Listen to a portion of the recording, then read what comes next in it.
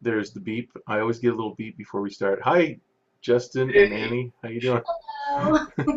So, for those of you watching this podcast, this is Justin Gerard and Annie Stegg Gerard, and two amazing artists, and now you guys are married.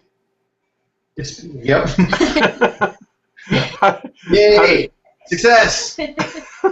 how did that happen? Uh, Do you want to tell the story? I thought it was a really fun story. yeah, I mean, it was. It's almost exact. It's almost a cliche, actually. That we met each other at an art show. We both had booths across from one another at Dragon Con, actually. Um, and I look across and it's like, oh man, look at that girl. Oh wow, what her art's so good, and she's so pretty. Who is this girl? So I go over and like, hey, how you doing? Like your art, it's pretty cool. You paint? Because I paint. You see my booth? It's over here. Check it out sometime. Okay, I gotta go. And so it started like that, and a year later we were engaged. A year after that, we show up at the same show, married. So So you hadn't seen her. You had never met Annie before. We kind of saw each other at Spectrum. yeah, we saw each Oh. other work at Spectrum. I actually walked by her booth at the show before Dragon Con and was like, wow, that's great art. I can't talk to her. I better run. I don't know who this girl is. She's way too pretty. That art's way too good. I better just get out of here. So I didn't talk to her at Spectrum, but talked to her at Dragon Con. And so it just kind of. So did you what did you do? I mean, did you say, do you want to come over and see my booth? Like, Oh We my goodness. we I was afraid to talk to him too, but our mutual friend Pete Moorbacher actually embarrassed Justin to death. He embarrassed him so badly that I wasn't afraid to go and talk oh to really? Yeah, it was great. I went up to her booth later on and was talking to her and she had this big Odysseus painting of Charybdis and Scylla. yeah, this huge epic naval painting, and I was commenting. It was a beautiful painting. I was really taken by it. So I was talking a lot about it, how impressed I was with it, and then to my left, I'm noticing like this guy who's just sort of muttering, and he's standing at Pete Borbacher's booth, and Pete and him are looking over, but I don't know what's going on, so I just keep talking, like telling Annie, "Oh, your work's great. I love your work. It's beautiful." And I didn't think I was laying it on thick. I just was really honest. And then that guy leaves, and Pete walks up, and he's like, "Man, you should have heard that guy. He was like, what is this guy doing? He's laying it on kind of thick, don't you think?" And then he slaps me on the back like, "Ah ha ha." And it was one of those moments where I was like, "Oh man, I've just been thrown under the bus. I don't know, what did I do? Like, I don't actually know Annie at this point. I don't know, is she dating someone else? Is she married? I didn't see a ring. Is this her brother? What's this guy doing? Why does he have to give me?" And it's one of those things where you have a tenth of a second to like try and recover from it. And the only thing I think of and said like, I think I said something to the effect of like, "No, if I was laying it on thick, it would have sounded like this. I'm hearing I'm good looking. What's your third wish?" He just said something dumb like that and then ran off. But, yeah, What did you say? Gosh, I just laughed. It was really funny and really, really embarrassing. So yeah, and then we sort of kept in touch after that. I sent her normal emails. Uh-huh. Very, very serious, very formal. Hello, I'm very. And the rest is history. I'm just showing some of her work right now. Is the Odysseus one in there? I mean, It is. Yeah. Oh, which one is that? If you go back, I'm not in the right place. Darn it! I thought I was gonna be all sharp and get the right one. Let's. it is under portfolio. So portfolio, Annie, and then is it? I think it's like one of your collections even. But oh yeah, it's at the bottom the there. bottom middle. Yeah, it's that That's one. it. So that's the one that like I was. Oh yeah, I saw this earlier, and this is just amazing stuff. Which one? It's actually back one more. Oh, back. Yeah. Oops. This one up here, Yeah, the Yes. women in mythology. Hmm. Okay.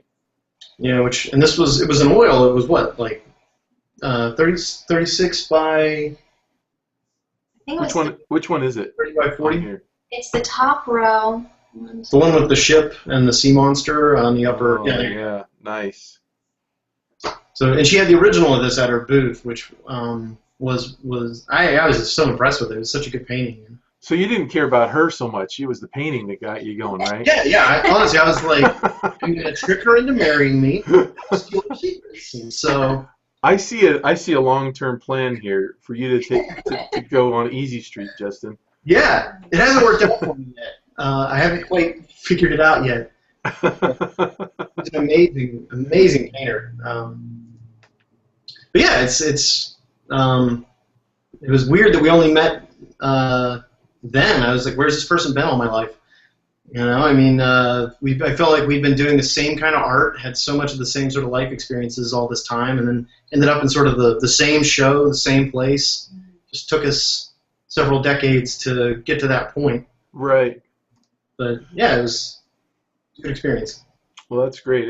I was I mean, we've met a few times in person, and it was really neat meeting you guys. Well, meeting you first alone, and then getting to meet Annie too, and it's I don't know. It's just for me, my wife and I have a great relationship, but she's not artistic at all.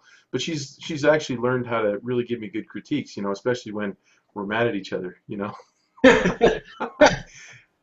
You need to learn how to figure draw better. I'm kidding, but I wonder how is that being married to someone who is like your equal in art? I mean, like, Well, I wouldn't call myself her equal. She's really Oh, good at oil whatever. painting.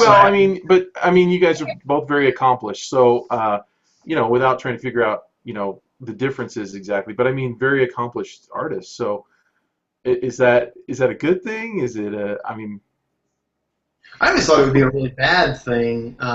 Every other artist I'd ever dated, there was always weird jealousies and like just so much strange baggage that went along with being an artist and trying to, I don't know, prove that you were the most serious artist and you were really passionate about your art. I don't know. I always had a negative experience with dating other artists, and so I never expected that this would be so great. And I think part of it comes that we're just really big fans of each other's work. uh-huh. And so I think when you start from a place like that, it becomes a lot easier to take, the criticisms, Right.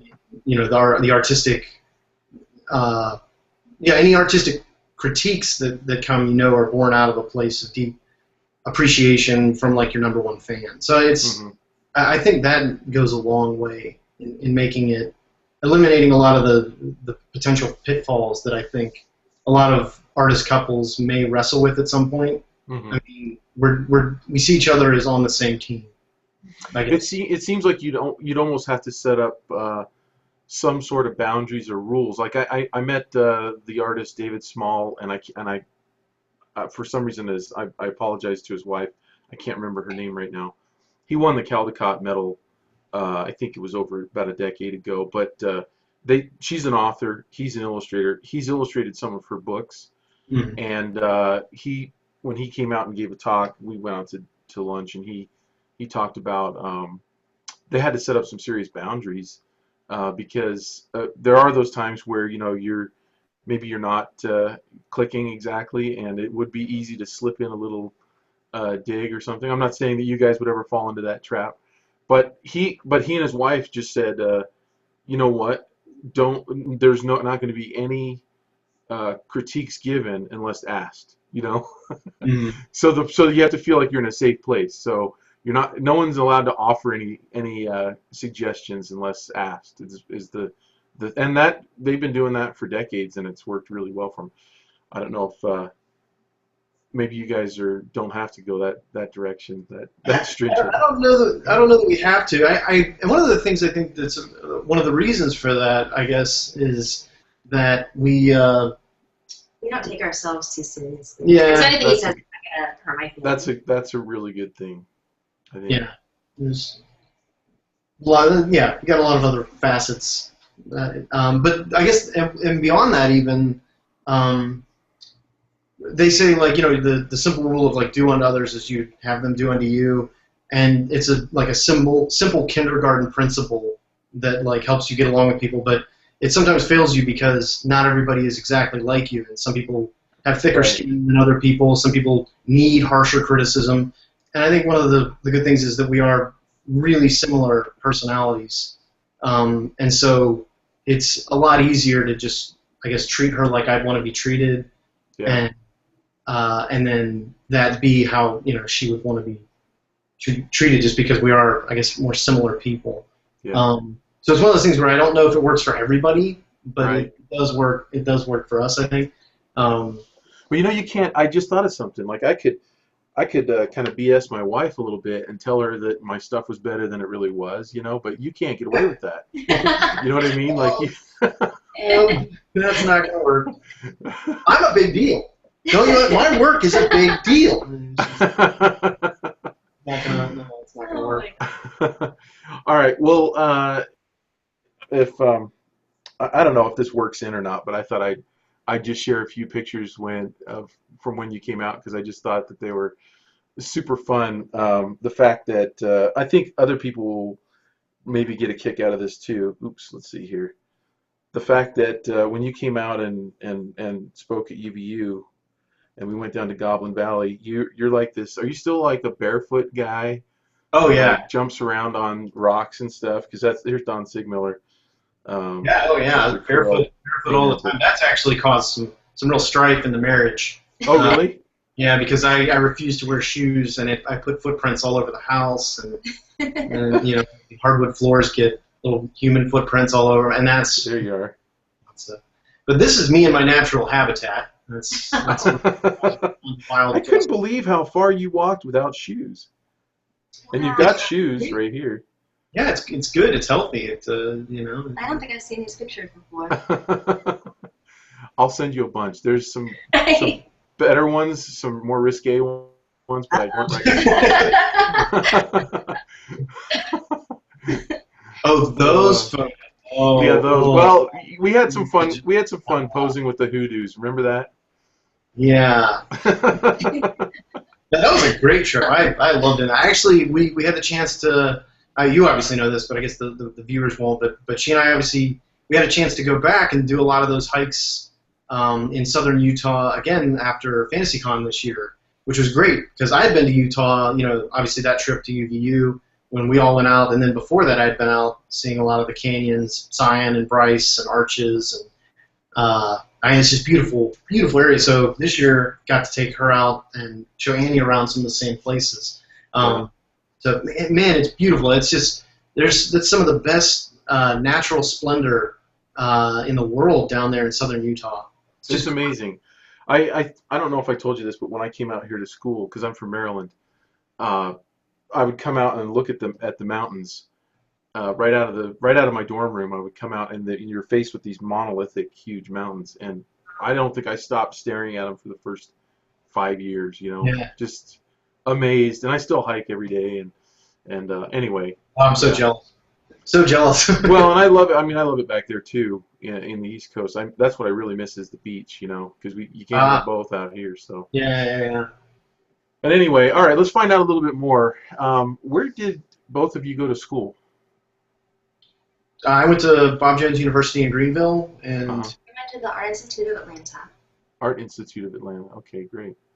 And I remember you telling me before, Justin, that you didn't feel like you got as much as you had hoped for, maybe? Is that fair to say? I don't want to put words in your mouth.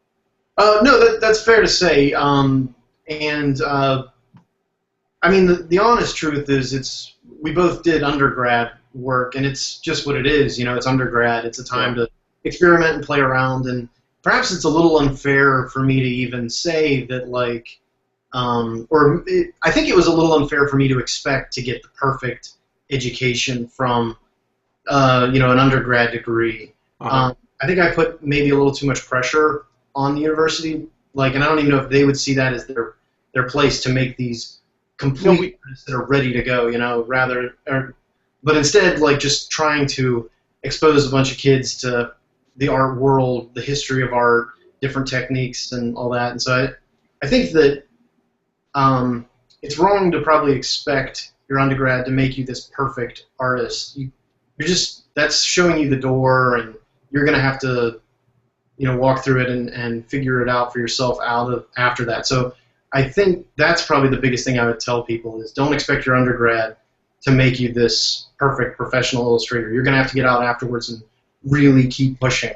There's a lot of what you're saying is there's a lot of learning after the fact, right? There's Exactly. That's the start, and then you continue on after that. Exactly. What about you, Annie? Did you enjoy your college experience? I thought it was fun meeting a lot of people in the same industry as you, people that I ended up working with later on in studio jobs. And so the social aspect is good. I think it's good to have 4 years just to kind of grow as a person. But as Justin said, you shouldn't expect that your college education is going to put you in a job. It's really on your own shoulders.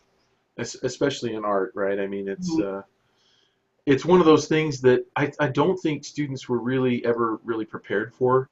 The idea that college isn't going to put you in that perfect job, because I think we were all kind of promised and all kind of told that and kind of expecting that. And I think it's a false expectation that's gotten worse over time, because as more people are educated, there's kind of this academic inflation that's kind of gone on. But yeah, I mean, I just think it's really interesting to find out where people went. I get a lot of students that will ask me, is it worth it to go to Art Center or to, SVA or Pratt or any of the Ringling, any of the big schools? And what I'll tell them is I know people like you guys, and I have a lot of examples of people who didn't go to a high-profile art school, who did just fine. But there's a lot that did go to those expensive schools and have done really well as also. So I think it's important to. I just think it's interesting to know that you really didn't go to just an art school of with a big name. Yeah. Mm-hmm. Annie, I'm not sure. I don't know much about the Art Institute of Atlanta, so I couldn't comment on that. But it's not really. It's a chain school. It's a what? It's a chain school. I think there's one in like every city. I don't know. Art Institute of. So yeah, okay. Yeah. That's what I thought. I didn't want to assume. Okay. Okay. Well, great. All right. What's next? Let's see. I was going to kind of go into the improvement. That was my next question, was how much improvement do you feel you made since school? Can I find out what you guys did, like right after school? Like, did you jump right into, well, maybe it's better before we get that far is to find out what you're doing now. How do you guys make your money? Is that not how much money? But where does your money come from? A lot of private collectors. I want to say that's at least 75%. Okay. So, and you guys are both, would you consider yourselves fantasy illustrators then? Yeah, I mean, I think I would fit more neatly into that category than Annie would, because Annie's done a lot more classical fine art than I have. I feel like she would have a little more in the fine art world, and I would probably fit a little bit better into fantasy and children's literature. Uh-huh. It's interesting how the lines have blurred, isn't it? I mean, I think it used to be you were a gallery artist or you were an illustrator. You did freelance or you did gallery work. And now, because there's all these cons, you mentioned Dragon Con. You guys sell at LuxCon, don't you? Yep, just got back from there. Right, and so these are like new things. And so you've done illustration though, right, Justin? You've done a fair amount of illustration work. Yeah, most of my income comes from illustration, and I've only recently, in the past, I guess 4 or 5 years, started really getting into the collector's market, where I'm trying to sell original work. But still, most of my work does come from commissions where, it's a publisher or a game company of some sort. If I were a student, getting out of school or thinking about going into this as an industry, would you guys say that that it's better to go into illustration first, or easier, or like what's the reason for doing private commissions? Does it pay more? You know what I mean? Like, Gosh. Private commissions are sort of the golden target that I think every painter, not just illustrators or fantasy or whatever your genre is, I think like everyone kind of wants that. And classically, even like imaginative realism, which today we call fantasy art, but it's always sort of been there when painters of yesteryear were painting scenes from Greek mythology or the Bible, or they were taking something that wasn't there. They were going to have to imagine this scene that nobody could photograph, and they had to recreate that on canvas or in marble or stone or something like that. So that was imaginative realism, and that was getting commissions.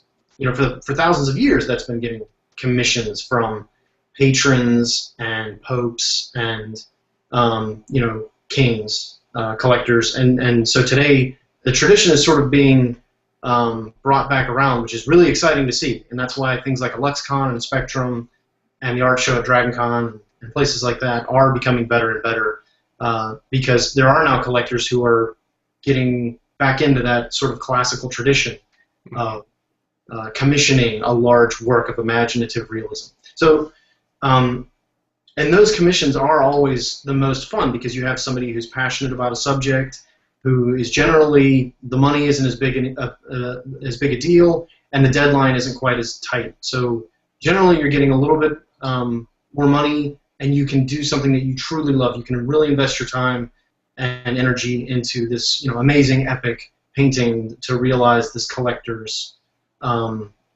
vision. And the Odysseus painting you did, correct me if I'm wrong, that was for Yes. one of your collectors, and that was something that she had wanted. And so, so It's nice when it fits into a series that you're already doing. And at the time, I was doing a series of paintings from women in mythology, and so that just happened to really work out. Mm-hmm. So okay, go ahead. I'm sorry. So I was going to say, Annie, so talk about that a little bit. You were doing women in mythology, and that was a project that you were already, that was something that you had already decided to work on, and then someone commissioned you to do one in that series, or you somehow talked them in. How did that work? Normally, when you start a series of paintings, you'll start having people interested, like, oh, well, I have a favorite character from mythology, or there's a certain myth that I really, really like. And when they see your other work, it prompts them to approach you with new project ideas. And it's always nice when you can paint something that you're already interested in. Right. So okay. So that's really neat. I never thought about steering. I mean, because I don't do commission work. I never thought about steering the client into where you want them to be. But that sounds like a really smart thing to do. I mean, it's a hard sell right out of college. Is going to be the one drawback. You kind of do need a body of work so that these private collectors can kind of see what they'll be getting before you can, I think, really get in there and really take advantage of that market. And you're probably going to have to do your time somewhere else for a while. Can you guys both give me an idea of what it looked like right after school? Like, I mean, I'm always thinking of my students. I'm always trying to figure out what are they thinking, what are they, where's their mind at, And I think one of the problems for a lot of them is they see the super successful like you guys, and then they see their life, and they know that there's something in between. What did you guys do, right after school? I was working in a gallery at the time, which was really nice to be able to be in school and also. It cut out just for a second there. Did you say you were working in a gallery? Yes. Okay. I mean, it was nice being able to have a job that was in the art industry while being in school, and from there, I was able to get a lot of freelance work. I did some fashion design for a few different clothing lines. I did stuff for the Children's Museum in Atlanta. Mm-hmm. And so I feel like if you can just get any job in the art world, it's going to open a door for you, cause more projects to come in. Mm-hmm. And all the while, were you working on the style that you're really doing right now? Were you trying to perfect that? Oh no. Oh. When I was working in the gallery, I was mostly doing portraits, paintings of horses, landscapes. I didn't think that you could ever just paint what you want to paint and be able to sell it. Ah. So it was good to have a foundation doing things like that. But I'm really happy to know that you don't have to paint things like that in order to sell your work. Right. How about you, Justin? What about what did after school look like? For a while, it actually looked like just exactly the same as school. Because while I was in school and sort of muddling about with my undergrad work, I was also working at their press. They had a little publishing house at the college I went to, and so I signed up there as a draft board artist. Which is great. Not a whole lot of publishers that still do that. Most of the world's freelance now, but this is one who had an in-house team of artists, and so I applied and got in there. And so throughout my college career, for probably about 3 years, I guess, I was doing textbook illustrations, and none of them really looked like anything of what I'm doing now. A lot of them were tables and chairs and icons and boring stuff. Eventually, they started giving me children's book stuff, which was fun. Little children's book about bears learning their ABCs and stuff like that. So that's interesting. I don't remember you ever saying that when you came out here, or else I was not paying attention, which is normal for me. My ADD, I didn't know you did that. I didn't know. Yeah. But I talk, it's since I don't have any work that I'm really proud of from it. There's nothing I really have to show that's like, oh, this is what this is me as an artist. I guess that's part of why I don't talk about it quite as much. Plus, it's not as dramatic. It happened after college, which is that I couldn't get work immediately in the illustration market, much like many other illustrators and artists who jump right out of college into the big sea of professional work. And instead, I ended up doing roofing for the first 8 or 9 months of. Are you still there? Yeah, I'm here. Sorry. I'm just showing your screen. I'm showing some of your art. Sorry. Cool. I did roofing for the 3 days a week, 3 or 4 days a week, every week for like 8 or 9 months, and then for the other days of the week, I worked on putting a better portfolio together so that I could eventually go out there and start doing illustration. And then after that, joined/started a studio with some other guys where we did illustration and animation work for anybody we could trick into using us. It was great. And that was the first time that I had ever seen your work.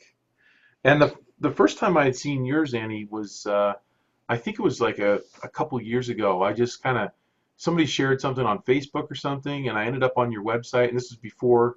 I'm pretty sure it was before you guys were together because it was a different website or maybe it was just when you guys were getting together or something, but I was just going through it, being blown away. Like, I love art and just great stuff from both of you.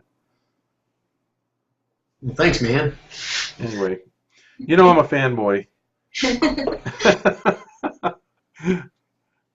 But yeah, I guess that would be the thing is if the students are worried about it, it's not bad to have humble beginnings, like doing something that's not quite what you ultimately want to be doing, as long as you're driven to keep pushing yourself and learning. I mean, right. When I got out, I didn't have the skills yet to really make it. I still had a lot of things to learn and to experiment with, and I still feel like I have a lot of things to learn and experiment with, but at that time, I still had tons more to do. So, I always tell students, like, don't be afraid of having, like, a part-time job somewhere while you get your feet on the ground and really get your art into a place where it can be used by art directors for their projects, Would you mentioned you did some roofing. Yeah. Right? Good would times. you Oh man. would you say that and I guess Anna, you worked for the gallery. Do you guys think that you were able to come home and do better art when you had a non-art related job because you were fresh to create, or did it not matter? Because both of you had jobs where you were doing making art too, right? I feel like regardless of having an art job where you're doing art for somebody else Uh-huh. or not doing art at all, it was always like any spare minute you could possibly get after work or on weekends. It was creating your own stuff. Yeah, yeah. I mean, because you got to there's the desperation of like, oh my goodness, I just put in like 4 or 5 years into this art undergrad, and I've been telling everybody I'm going to be an artist all my life. Like, oh man, I can't wait. I got to I make. talked about that. I talked about that with Mel Milton a few weeks ago. The fact that you spent all this money and you went into the career that really no one believes in, right? Right. I mean, so like everybody is basically planning on you being a loser anyway, right? Yeah. Yeah. Yeah. So you either have to be that loser or or you have to prove them wrong by working really hard, right? Yeah. Yeah.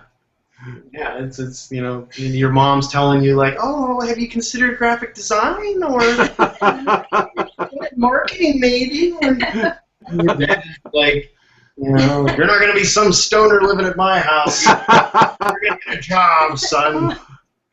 You Yeah, work with hands, like these hands. So, if my dad is ever watching this, I should send him this link, by the way. When I was living in your house, Dad, and I was telling you that I was going to do it, I am really proud of you for not being a naysayer, because man, that would have been the hardest thing. He was always very supportive, and he wa- he was so surprised when I got my first job. But anyway, well, that's awesome. I give my parents a hard time a little bit, but they were very supportive of me. And I think Annie's experience was largely the same. That, Yeah. you know, yeah. we don't know if you'll make it, but we love you, and that kind of thing. Which is great.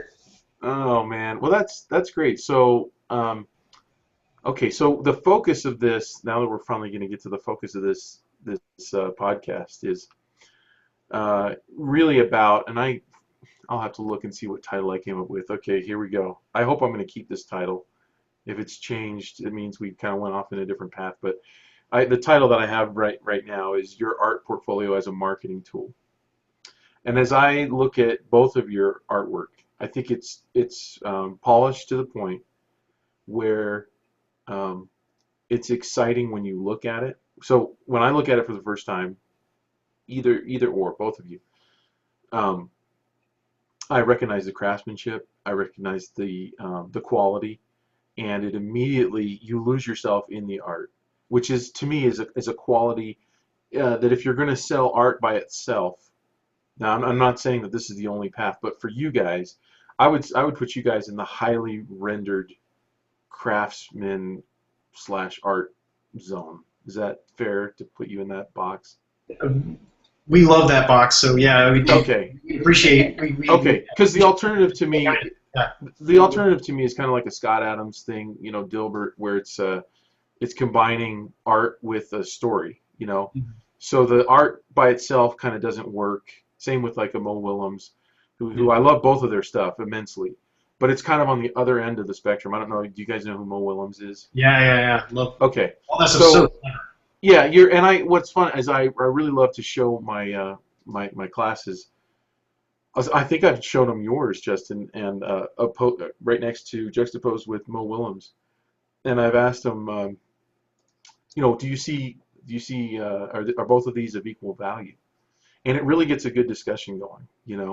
And where we kind of end up, hopefully, where I kind of tend to steer it, but usually someone in the class will get it there, is that they're both valuable for different reasons.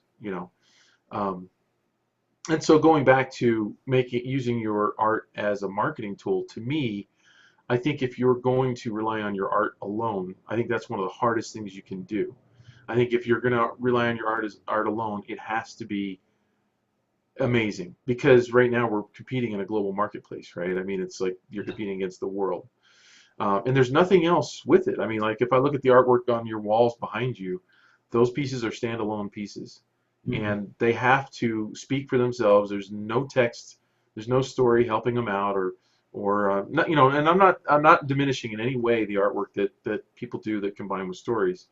In fact, some of those guys are the richest guys in publishing because they're writing and illustrating it. Yeah. It's very valuable.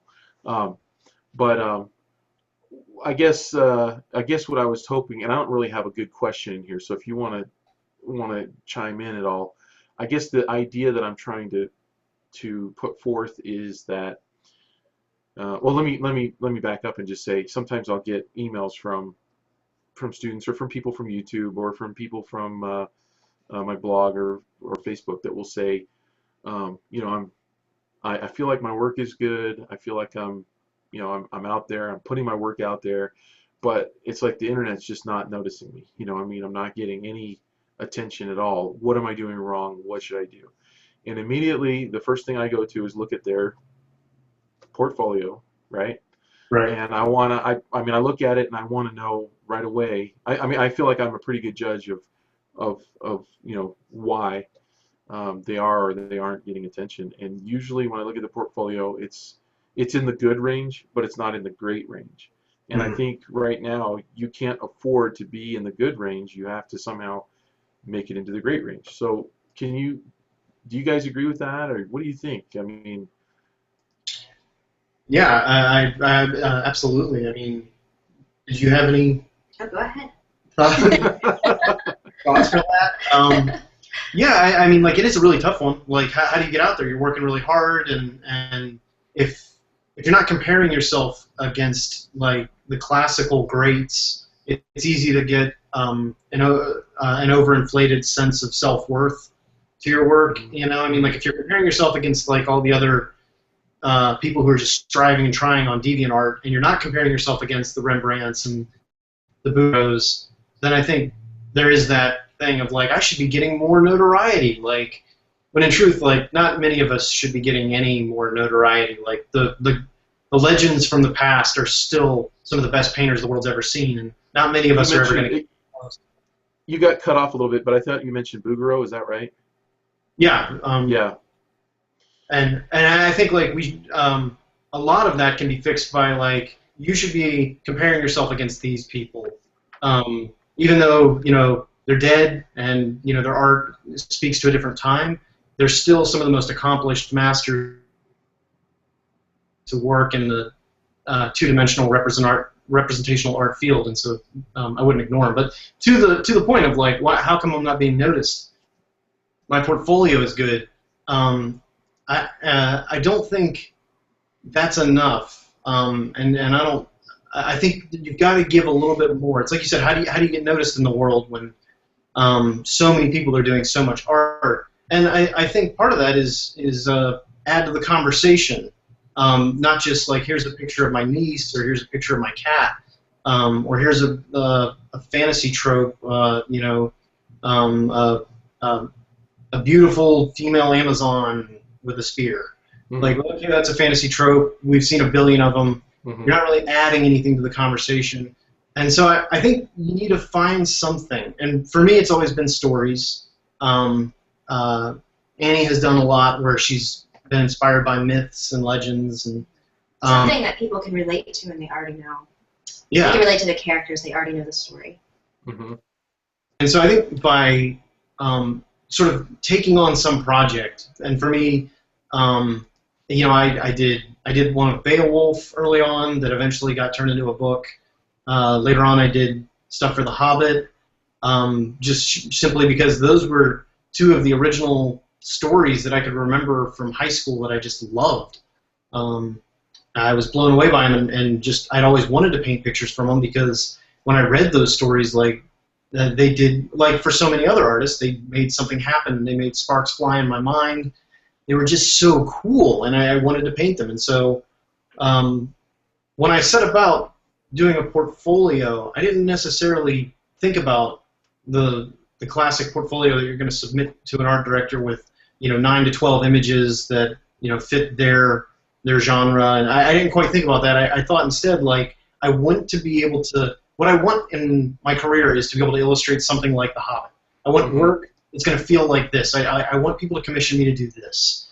And I think that's the better approach is to ask yourself, what do you want people to commission you to do, and then start painting it. Whatever it may be, like maybe it's like you're I don't know, whatever you're into. I hate to start listing actual things, and then everybody listening thinks that that's the only thing you can do. But for me, it really was classical stories, and for Annie, it was.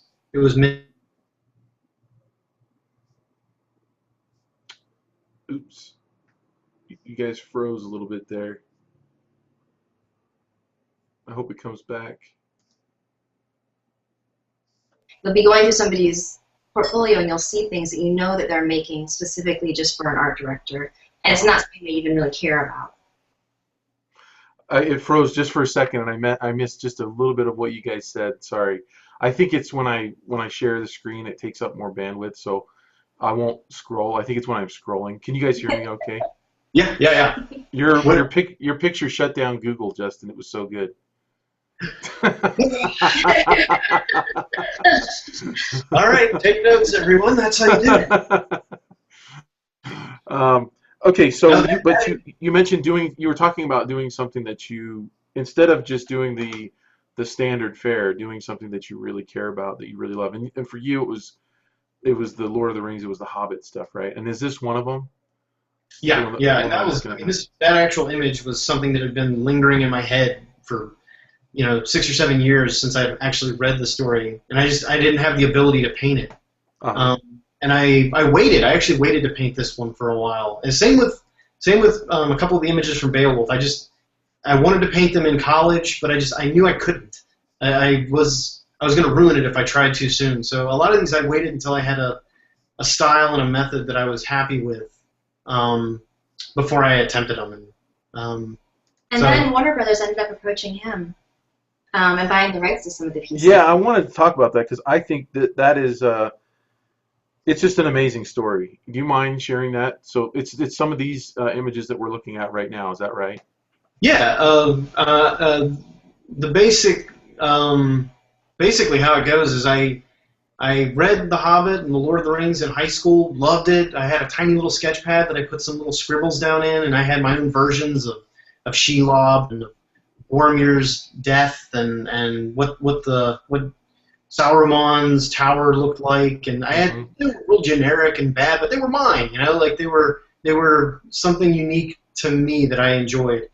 And then I saw Peter Jackson's version of The Lord of the Rings, and was blown away. Like, oh man, his characters don't look like what I pictured them. Like the hobbits weren't quite as small as I had drawn them, and I didn't picture Sean Bean as Boromir, and it's all wrong. Man, I loved it. I'm really enjoying it, even though he got it wrong. Well, Sean Bean, to be fair, he has to die, so that's a perfect role, right? I mean, and it wasn't until after the film was over, and I then watched it again a couple times, and then it really sank in that I realized like Sean Bean was the perfect Boromir, and I don't even remember what my Boromir looked like.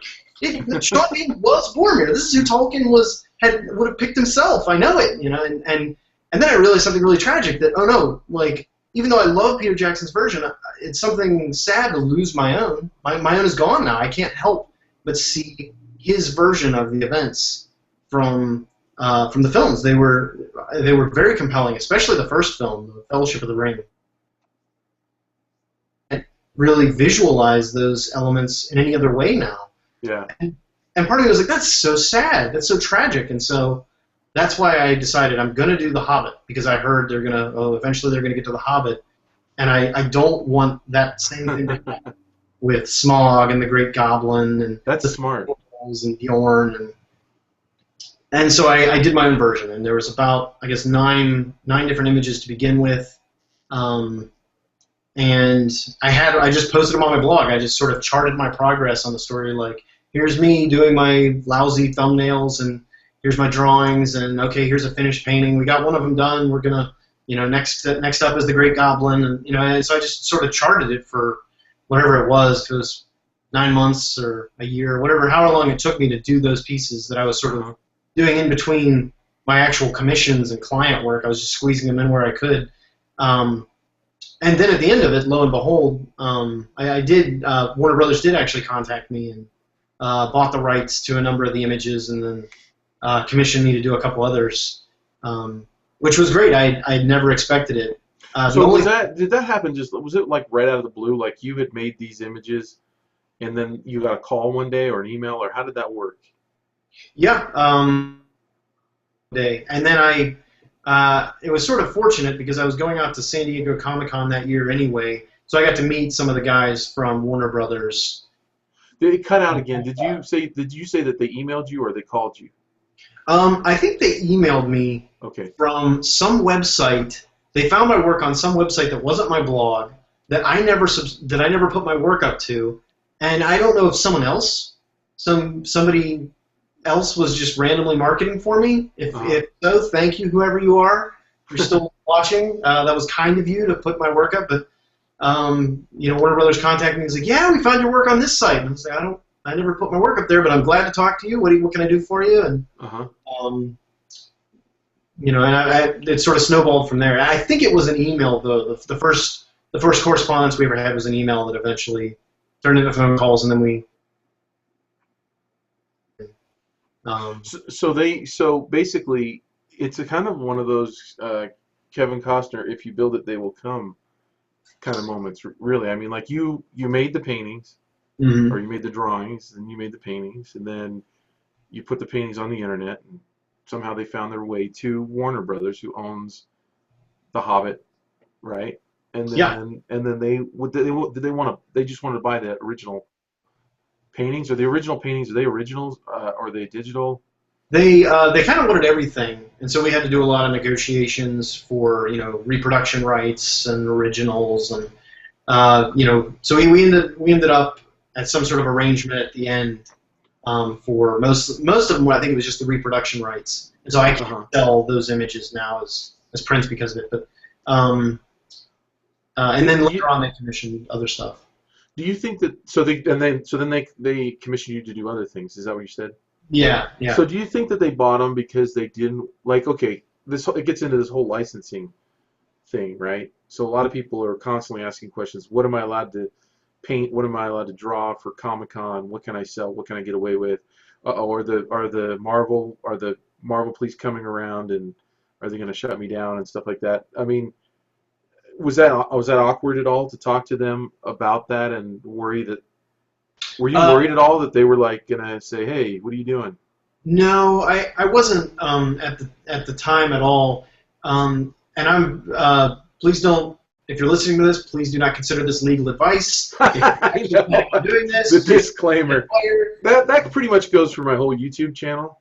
Yeah, just don't even listen to any of this. Yeah, any medical or legal advice on this channel do not take as parenting advice. None of that. Yeah, it's just no, they so Warner Brothers, they have and all of Peter Jackson's people, they own the images that look like those characters. So if you draw an Aragorn or a Boromir that looks like Sean Bean, now you're actually getting into a problem. Whereas if you're just drawing something that looks like nothing from the films, it's just it's what you were inspired to paint when you read the books, and it looks nothing like Warner Brothers. Okay. Generally going to be okay. So that's why I wasn't really worried. All my stuff was very, it was unique to me. It was all the other artists that I've followed, it was a distillation of their work through my junky abilities at the time. Mm-hmm. So that's the thing to, I guess, remember is if you're going to do stuff from Marvel, it's going to be much harder because generally speaking, it's going to look like their character, or either their costume. It's going to be Wolverine's costume, or it's going to be Wolverine the way he looks in their comic books. And if you do a painting of it and try and sell prints of it, you're gonna have a hard time. That's a good distinction. So you're talking film with actual physical human characters versus drawings, and that's a good distinction to make. Yeah. I would have been more worried probably if Christopher Tolkien or someone like that had called, the estate had called, because I remember I quoted a couple passages online kind of going after people here and there who were, infringing on some of their property rights with that. And so I was trying my best to avoid any kind of infringement there, mainly by just not making any money off of any of this stuff. Mm-hmm.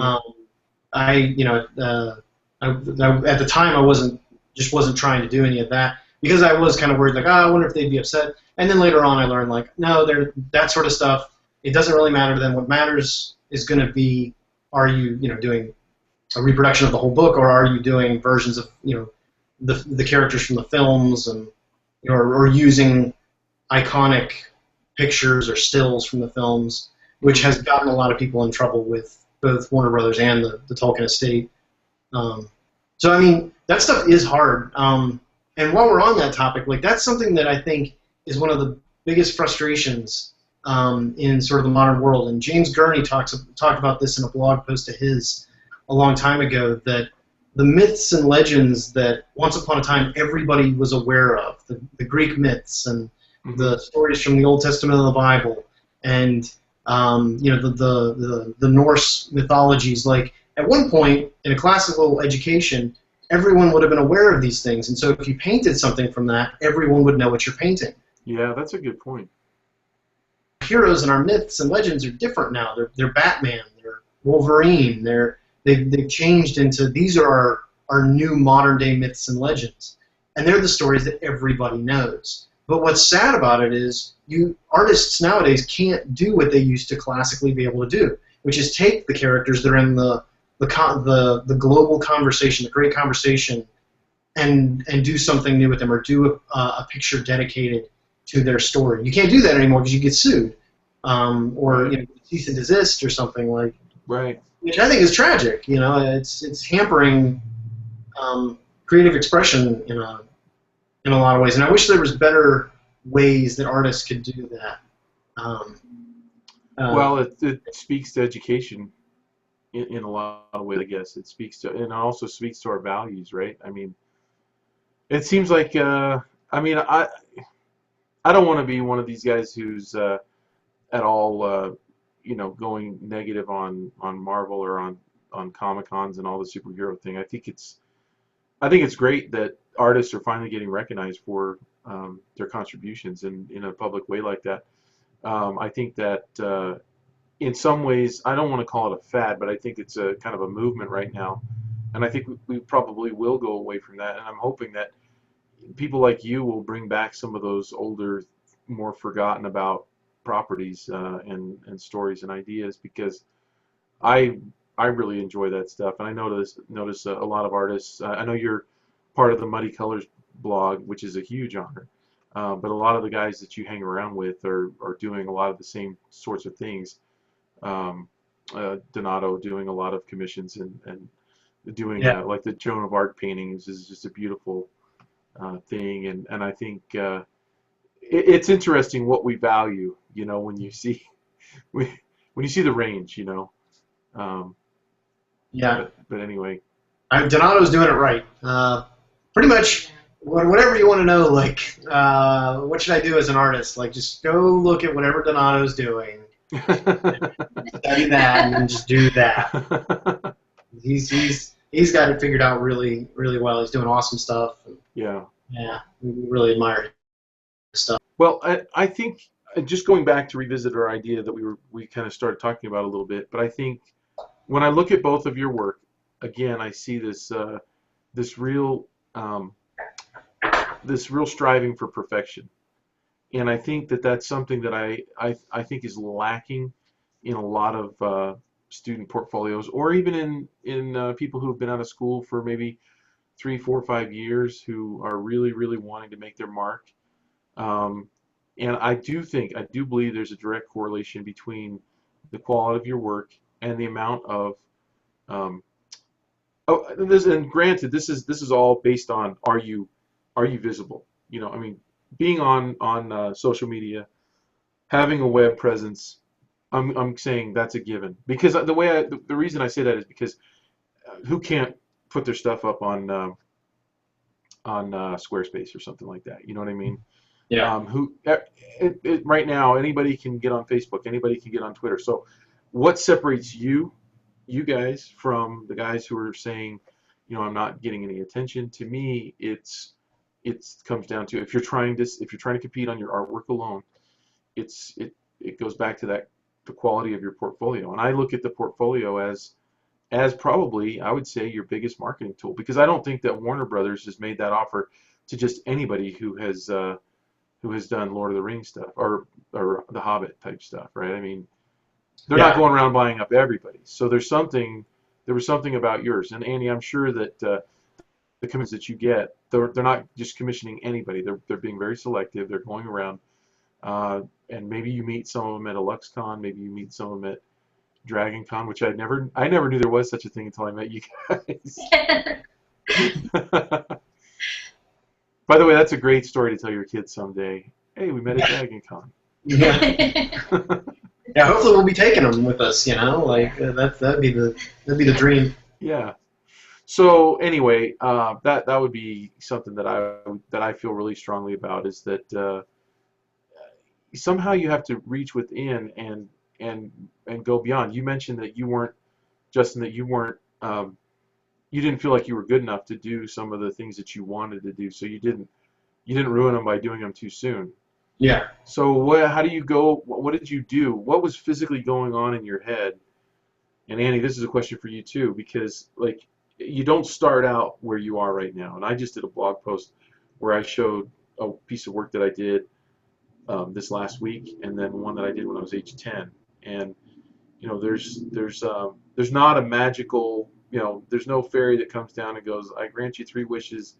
And you say, well, I want to just be a magically great artist. I mean, like, it's a lot of bad paintings that you have to get out of your system, right? I mean, Yeah.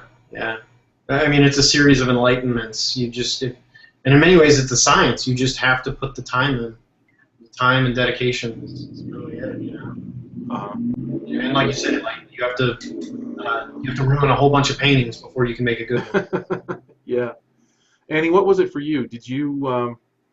I mean, obviously, you have anybody that's creating work at your level, you've had to have gotten tired of the work that you did in the past, or you had to somehow dig deep and try to move beyond what you were currently able to do.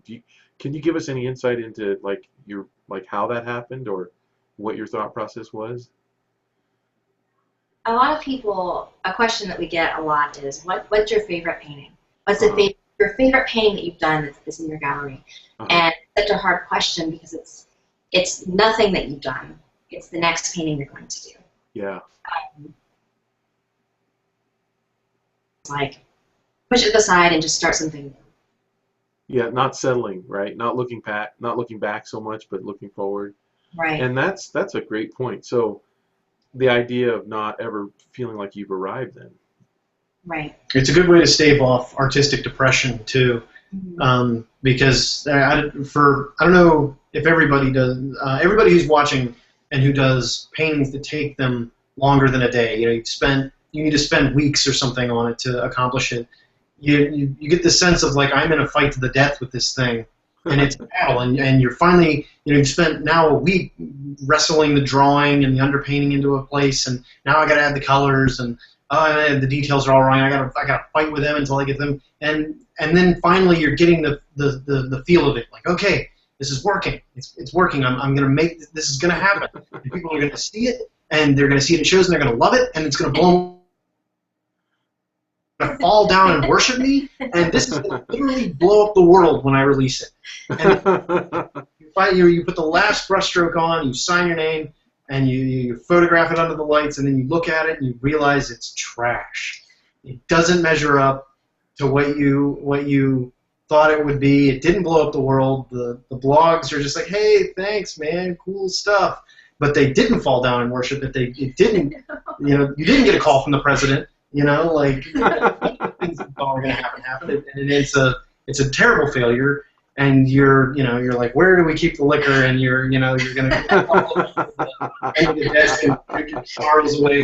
Well, and that would happen. That used to happen. I would finish a painting and just be so depressed, and I'd go wander around in the hills for days, camping and hiking, and just why is my work so bad? And that's I started reading a book series that everybody should Master and Commander series. Say that again. It cut out. Just say it one more time, please. Master and Commander, the whole series by Patrick O'Brien. It's a Napoleonic warfare historical fiction book series. But the main character, it's like 21 books or so. It's a long series, but the main character in it, he's a naval warrior from that era, and every time he ends a battle, he falls into the worst depression. And the only thing that makes him pick it back up and get going again, even after he's won a glorious victory or something, the only thing that makes him get going again is the thought of the next victory. And I realized, like, there's something really profound in that. You're almost, no matter how great and glorious it was, like, it's never going to be what you wanted, and you're always going to have to be pushing for the next thing. And so the solution is just like Annie said, like, just put that painting to the side as quick as you can and get started on the next one. Just go, go, go. Otherwise, you'll get depressed, you know? No, I go through, when I'm working on one that's, you know how you have some that are working out better than others? Sure. I mean, everything I'm sure that you guys touch turns to gold, but, you know, for the rest of us, when I'm working on one and it's just working out, I almost regret finishing it, because then I'm going to go for a time where I'm not working on something, you know, in between, you know, because it's just so much fun. Do you ever go through that? Oh, I feel like we're always working on something. You've always got, well, and maybe with oils, you've got more than one going. Do you ever do that? Yeah.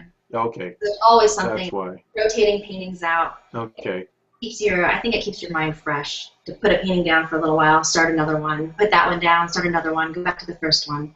That's a good point. Yeah. We both have a backlog of probably 100 paintings each that we want to do.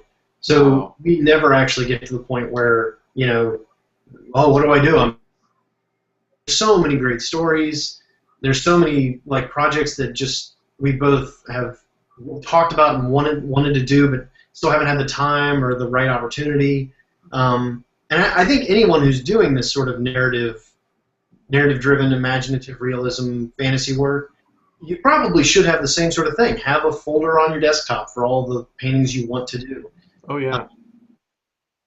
You know, what photography inspired you, or thumbnails that you've drawn, or characters from your sketchbook, or whatever it is, or just text describing some little moment that you think would be really interesting.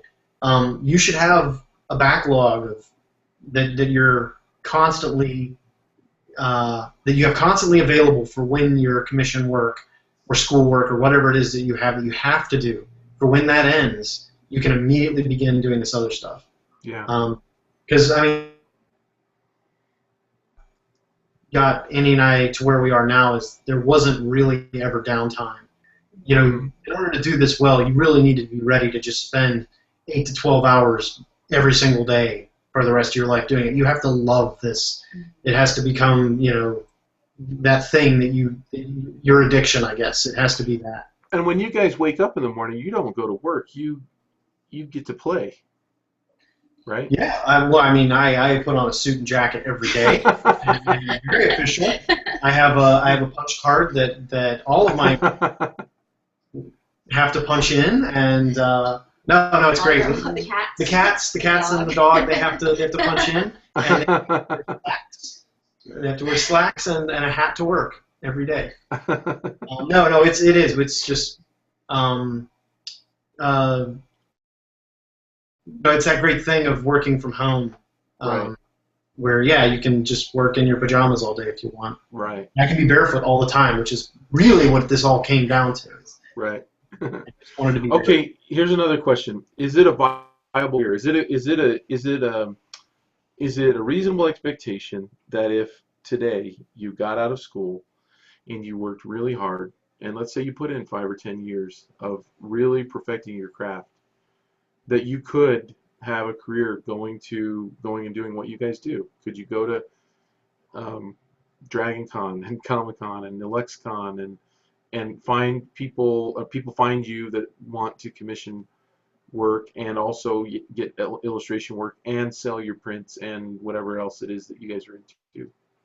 Yeah, absolutely, yeah. I mean, it's definitely not like you jump right in with both feet and now you're ready to go, like, you know, like you've booked a plane ticket and all you have to do is show up at and Hmm. commission work that's going to be coming in.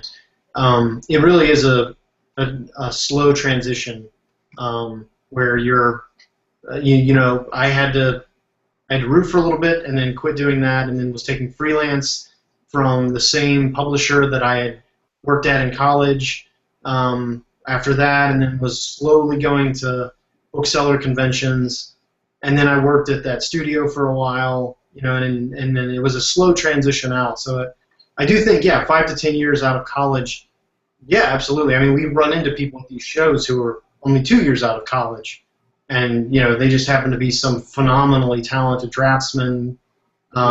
Especially some of these kids that are going into the gaming world out from Cal. You know, they're out from Cal Arts or whatever they're brewing up out there in California. Like some of these kids are amazing, and they're only They're 2 years amazing.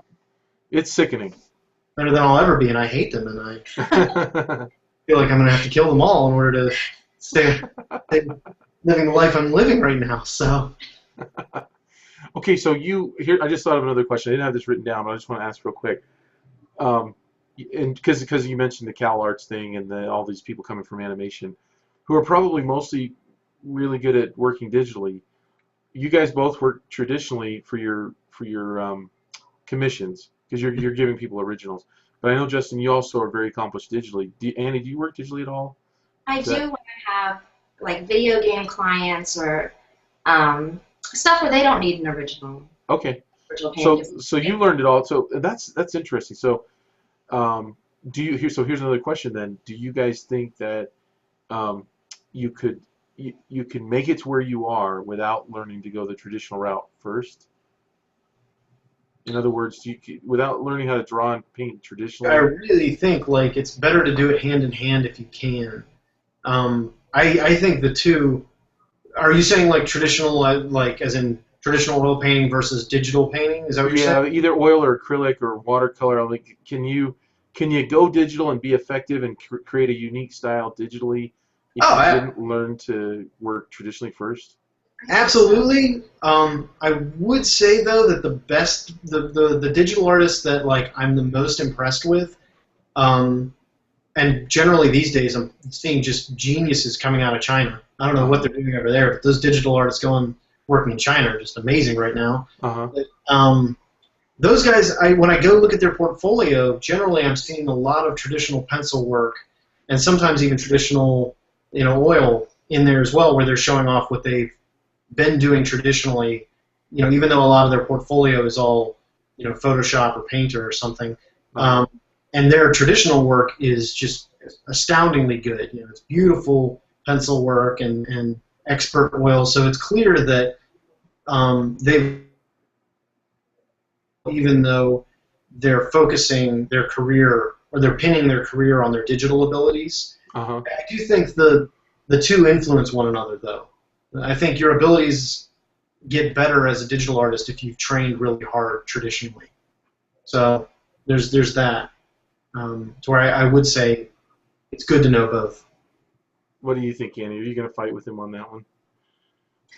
No. I do think it's good to know both, especially sometimes when you're working with clients, the turnaround is so quick. They can't spend the time on an oil painting, what it would take to dry, and they might need something the next day. And in that case, digital art is just another tool. It's something that you can. It's good to be versatile. Yeah. Absolutely. Cool. All right. One last question, and then we'll start to wrap up here. Do you guys are you guys going to work on anything jointly? Yeah, we actually have a lot of projects that are planned, and we keep meaning to. I mean, we're going to do one this year, and then the project we started working on it was going amazing, and it was going so good, in fact, that we were like, well, we can't rush it. We actually need to take this back to the drawing board and do a much larger, you know, book version of this, not some small little, you know, sketchbook version. So we have a number of projects like that one where we started working on them together, and you know, she was doing some of the art, some of the portrait work, and I was doing some of the environment work, and we were doing paintings that were, you know, joint paintings where I would paint a portion of it and she would paint. But we started doing a lot of that stuff. Oh, that's really cool. We don't want to rush this. We want to actually do something really nice get a couple paintings done, and then maybe do a Kickstarter with it. But so And this is probably something you don't want to talk about yet, right? You don't want to announce it. I don't know that we don't want to talk about. Yeah, we're going to keep it secret for a little bit. One of them we showed at Spectrum earlier this year, and it was a triptych of sort of an underwater fantasy scene where she had done the central portion of it, and I had done the two paintings on the side. And that's another one where we hope to one day actually turn that into a full-length book. So there's definitely a lot of stuff where we feel like we'll be able to work together on a project and hopefully, do something we jointly are really excited about. Because there's a lot of myths and fantasy stories that we both really enjoy, and have always wanted to illustrate. You mentioned one when we had lunch, and it was a really fun one, but I'm not going to spill the beans. I was hoping that you guys were almost ready to announce that, but that's all right. No, don't. I don't want to pressure you into doing that. We were so excited about that one that we decided that we're going to actually triple it. We're going to do that one and then two others and collapse it all into one big book. And we're hoping we can announce that next year, but it's the initial pages of it are really exciting. We're really pumped about it, but so yeah, that's still coming in. I'm sorry we got nothing. No.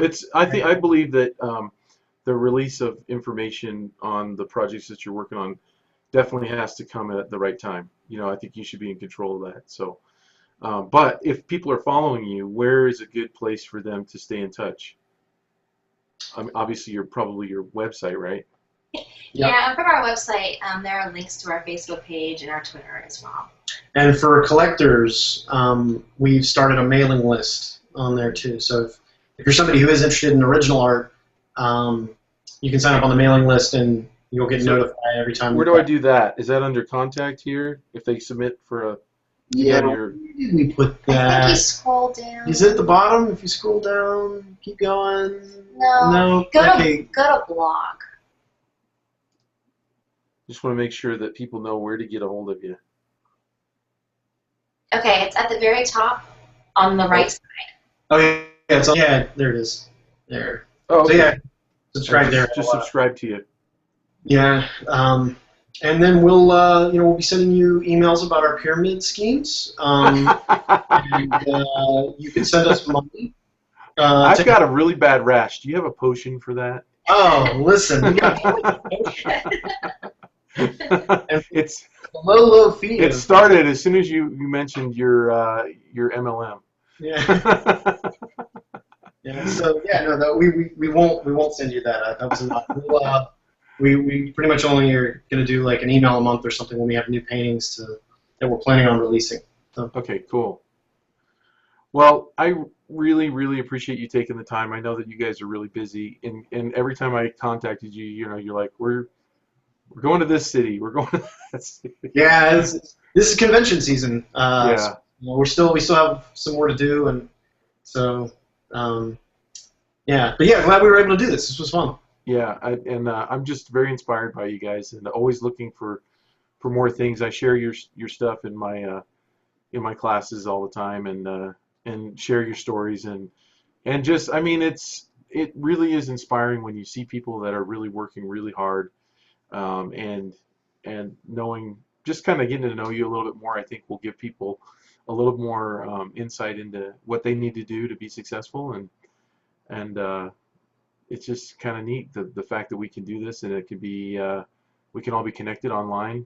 It's I'm blown away. I'm tickled. So yeah, it's a lot of fun. It's a lot of fun. Glad we can help. And again, don't listen to any medical or legal advice that you heard on this. It's funny that you mentioned that. I did a video for the channel on copyright law, and I made sure that I said, hey, this is like what I do. This is me, but it's not. You cannot use this as right. Because I'll get in trouble. I don't want to get into trouble. I like not being in trouble. So yeah. Well, you guys enjoy the rest of your Sunday evening, and again, thanks a lot And if you come out here again, hopefully you'll have some time and we can get together again and Do some more barefoot hiking. yeah, do some more of that. Talk Annie into it. Yeah. All Good right. talking, man. Yeah, take care. Awesome. You too. Bye. Bye-bye.